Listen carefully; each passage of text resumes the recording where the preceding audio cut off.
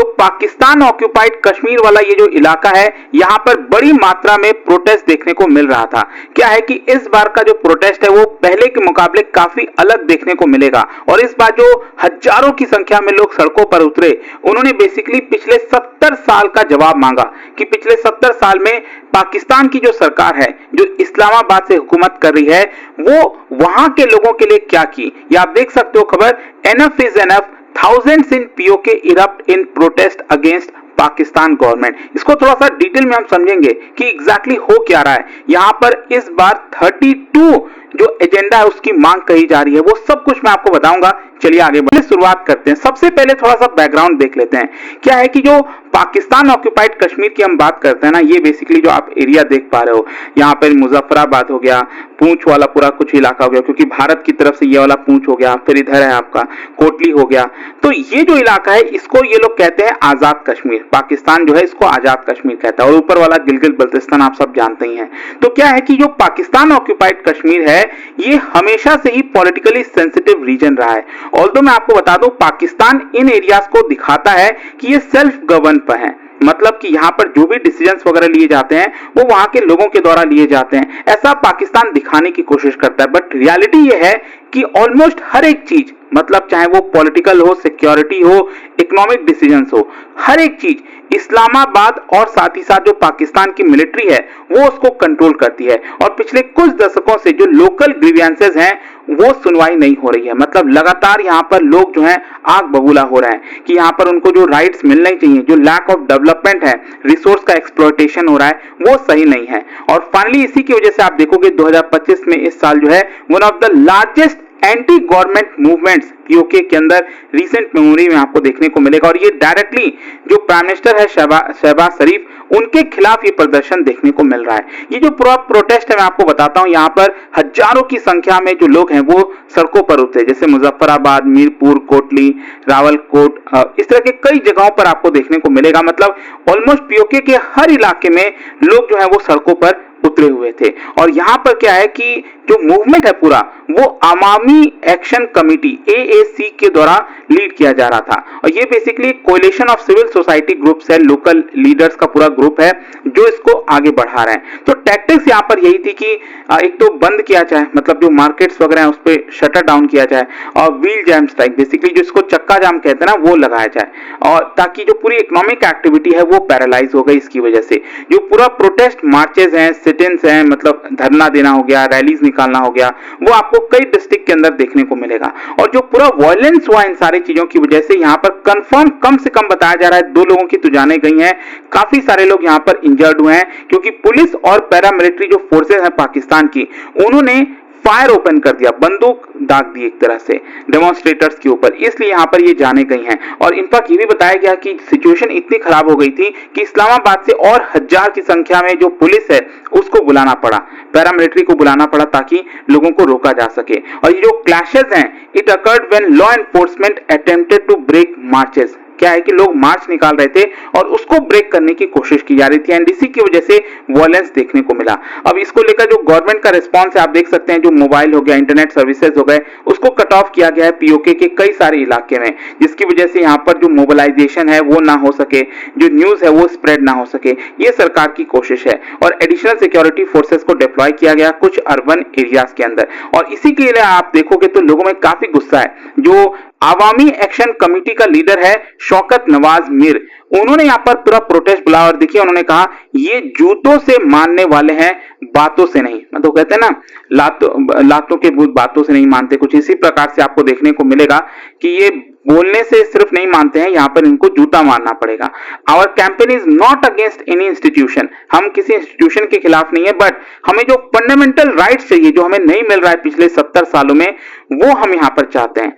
और enough is enough, इधर deliver on rights, या तो आप हमारा हक दीजिए या फिर लोगों की जो मार है वो आपको सहनी पड़ेगी।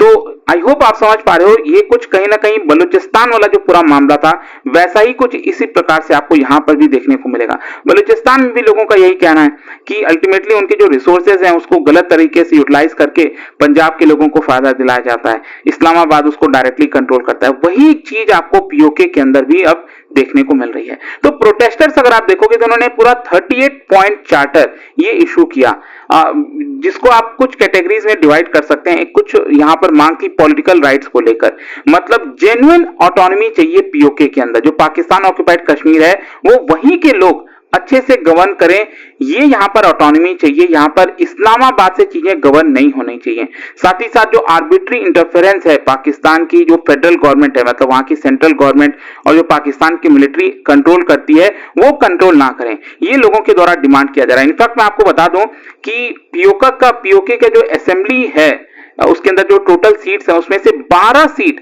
रिजर्व की हुई है कश्मीरी रेफ्यूजीज के लिए जो पाकिस्तान में रहते हैं।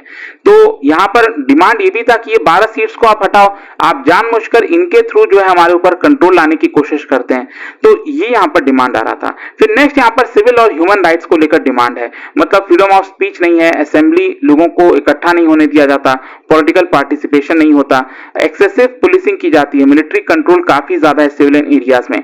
तो लोगों का मांग था कि हमें फ्रीडम चाहिए। फिर इसके अलावा इकोनॉमिक जस्टिस, मतलब क्या है कि बहुत सारे हाइड्रो पावर प्रोजेक्ट्स वगैरह वहां पर लगाए गए हैं पीओके के अंदर और लोकल रिसोर्सेज का इस्तेमाल किया जाता है, लेकिन जो भी इलेक्ट्रिसिटी प्रोड्यूस होता है वो पाकिस्तान के बाकी हिस्से में भेज दिया जाता है, इस्लामाबाद पंजाब के अंदर भेज दिया जाता है, वहां के लोग इसका फायदा उठाते हैं और जो लोकल्स हैं उनको वो बिजली मिल नहीं पाती, शॉर्टेजेस फील करते हैं। फिर इसके अलावा जो इंफ्रास्ट्रक्चर हो गया वो अच्छा नहीं है, एम्प्लॉयमेंट अपॉर्चुनिटीज नहीं है, ऑलरेडी पाकिस्तान काफी सारे इशू से गुजर रहा है, ऊपर से ये जो है आपको और ज्यादा पीओके के अंदर देखने को मिलेगा। तो एक प्रकार से जो आइडेंटिटी और ऑटोनॉमी है उसको लेकर मांग उठ रही है, मतलब जो ग्रुप है वो डिमांड कर रहे हैं आजादी फ्रॉम पाकिस्तान डोमिनेशन। ठीक है, हमें चाहिए आजादी, किससे? पाकिस्तान जिस तरह से हमारे ऊपर थोपता रहता है चीजें, उससे हमें वो नहीं चाहिए।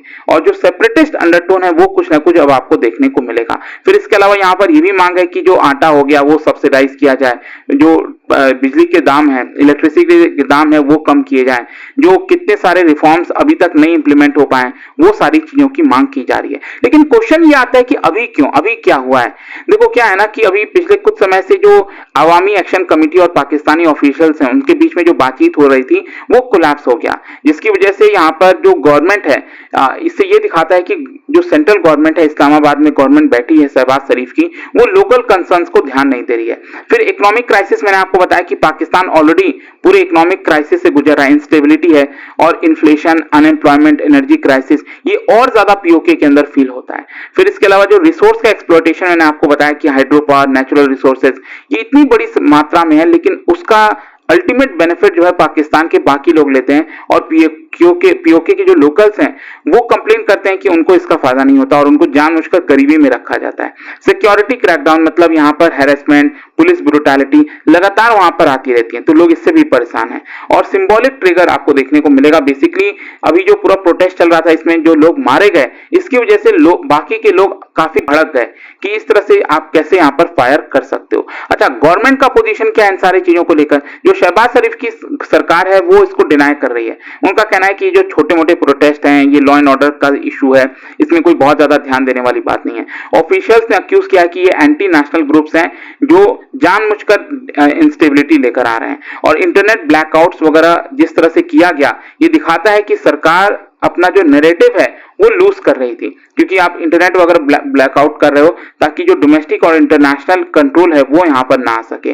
तो एक प्रकार से बहुत सारी इंफॉर्मेशन आ भी नहीं पा रही है, पता भी नहीं चल पा रहा है कि पीओके में एग्जैक्टली इस समय हो क्या रहा है। लेकिन क्वेश्चन ये कि अल्टीमेटली इसका इंपैक्ट क्या होगा। देखो, अगर हम पाकिस्तान की बात करें तो जिस तरह से यहां पर इस्लामाबाद का जो कंट्रोल है पीओके में, उसको चैलेंज करने की कोशिश की जा रही है और एक प्रकार से आप समझिए ये जो एरिया है ये अक्सर पाकिस्तान दिखाने की कोशिश करता है कि भारत वाला जो जम्मू कश्मीर का इलाका है वो भी उसका है। तो ये कहीं ना कहीं पाकिस्तान के लिए एक बड़ा लॉस होगा। तो प्रोटेस्ट अगर कंटिन्यू रहा तो गवर्नमेंट की जो लेजिटिमेसी क्राइसिस है टेरिटोरियल क्लेम पर, वो यहां पर कमजोर हो सकती है। एंड अगर फोर्स का इस्तेमाल किया गया तो और ज्यादा प्रॉब्लम क्रिएट हो सकता है, रेडिकलाइजेशन हो सकता है, मूवमेंट स्टार्ट हो सकता है। जहां तक भारत का सवाल है, देखो भारत ने बार बार यही कहा है कि जो पीओके है वो जम्मू कश्मीर का इंटीग्रल पार्ट है, ये हमारा होना चाहिए, पाकिस्तान को चुपचाप हमें हैंडओवर कर देना चाहिए। एंड ये जो प्रोटेस्ट है वो भारत की जो डिप्लोमेटिक पोजीशन है उसको हाईलाइट करता है कि देखिए पाकिस्तान अपने वाले साइड, मतलब जो अभी वो उसके अंडर में है उसको तो सही से कंट्रोल नहीं कर पा रहा है और बार बार भारत के जम्मू कश्मीर की मांग करता है। और जो भारत है, मतलब एक तरह से हम इंटरनेशनल लेवल पर इसका फायदा भी उठाएंगे। कई बार आपने देखा होगा यूनाइटेड नेशंस में जब हम जवाब देते हैं तो ये सारे मुद्दे भारत कई बार उठाता है।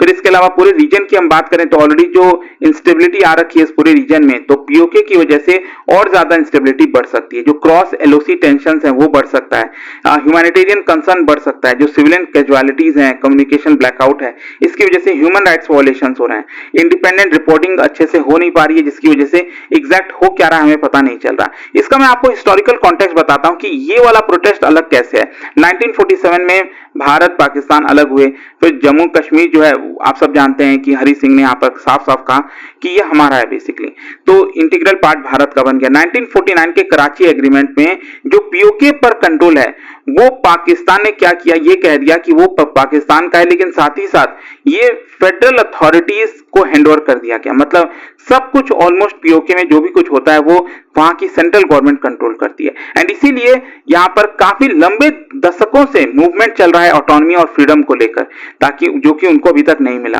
तो क्या है ना कि अभी तक ज्यादातर पीओके में जो आपका प्रोटेस्ट होता था वो इलेक्ट्रिसिटी बिल, फूड शॉर्टेजेस, इन सब को लेकर होता था, लेकिन ये अभी जो रिसेंट प्रोटेस्ट है वो डायरेक्टली चैलेंज करता है इस्लामाबाद की पॉलिटिकल लेजिटिमेसी को लेकर। तो कहीं ना कहीं भारत को इसको अच्छे से ध्यान में देना चाहिए।